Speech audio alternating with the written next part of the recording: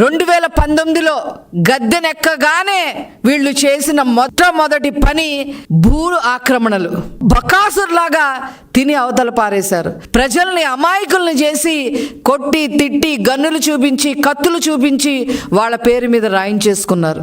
ఎంత దారుణం అంటే వీళ్ళు ప్రభుత్వ భూములు వదిలిపెట్ల, దేవాదాయ భూములు వదిలిపెట్ల, అసైన్డ్ భూములు వదిలిపెట్ల, ఇనాము భూములు వదిలిపెట్ల, అటవీ శాఖకు సంబంధించిన భూములు వదిలిపెట్ల, ఇరిగేషన్ శాఖకు సంబంధించిన భూములు వదిలిపెట్ల.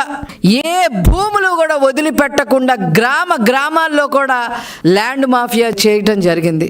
ఈ ల్యాండ్ మాఫియాకి హెడ్ జగన్మోహన్ రెడ్డి అయితే సమన్వయకర్తలు ఉత్తరాంధ్రకి సంబంధించి ఎస్వి సుబ్బారెడ్డి, విజయసాయి రెడ్డి, రాయలసీమకు సంబంధించి పెద్దిరెడ్డి రామచంద్రారెడ్డి, మిథున్ రెడ్డి.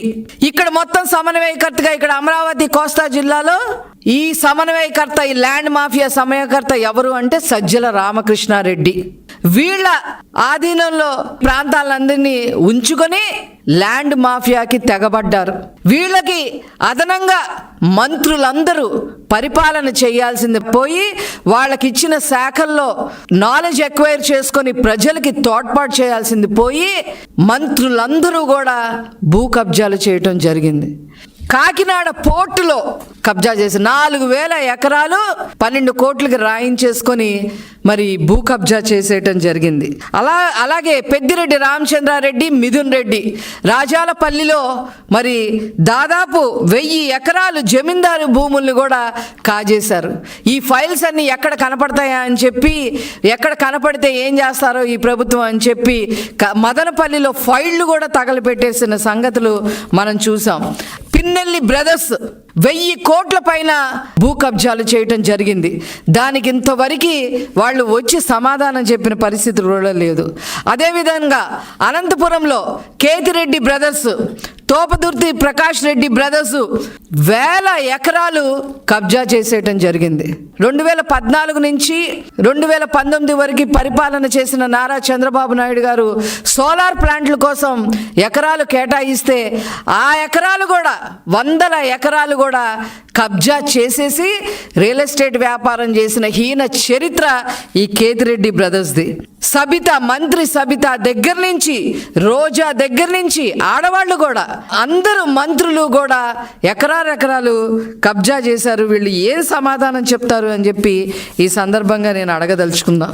ఆన్లైన్లో రికార్డులు మాయం చేసేయటం, యజమానుల్ని బెదిరించి రాయించేసుకోవడం, ఏదైనా వివాదంలో ఉన్న భూములుంటే మధ్యవర్తులుగా వ్యవహరించి లాక్కోవడం, ఈ రకంగా ఎక్కడ హద్దు అదుపు లేకోకుండా మొత్తం ల్యాండ్ మాఫియా గ్రామానికి పాకించేసిన హీన చరిత్ర ఈ వైసీపీది.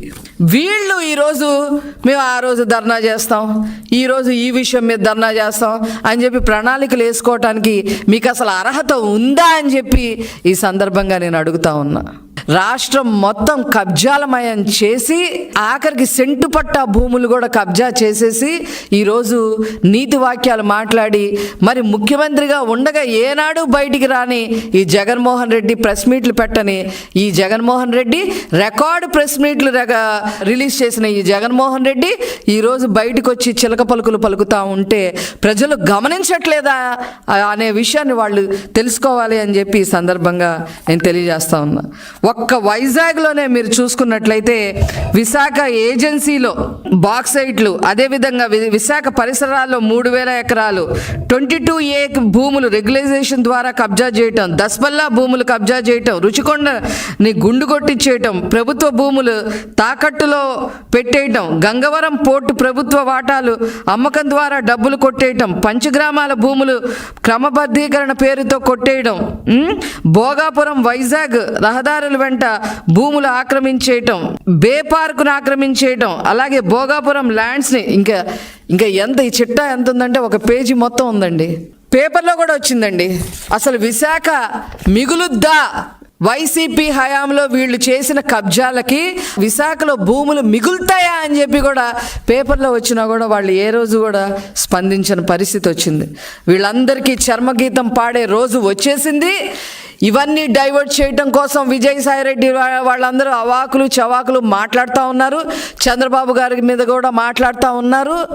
అసలు మీరు బ్రతికుంటే కదా, ఇంతకన్నా నేనేం చెప్పదలుచుకోలే. మీరు బ్రతికున్నా ఎక్కడుంటారో మీకు తెలుసా? తేలుస్తారు ప్రజలు. త్వరలోనే తేల్చబోతుంది ఈ ప్రభుత్వం.